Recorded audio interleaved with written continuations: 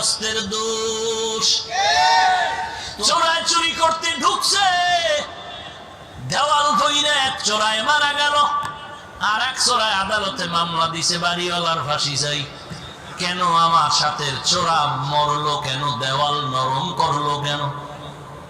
মহামান্য আদালত এমন মগা, মামলা আমলে নিয়ে ডাকছে বাড়িওয়ালার ডাইকে, কয় তোর ফাঁসি হবে। কেন স্যার?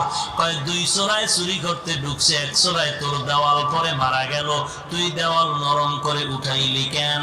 বাড়িওয়ালা কয় স্যার মান পড়বেন, আমার কোনো দোষ নাই, এই দেওয়াল আমি উঠাই না, রাজমিস্ত্রি উঠিয়েছে।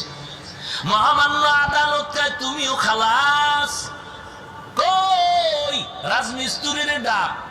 স্যার বলে স্যার নাই, এক্ষুনি ফাঁসি। বলে কেন? কথা শুনে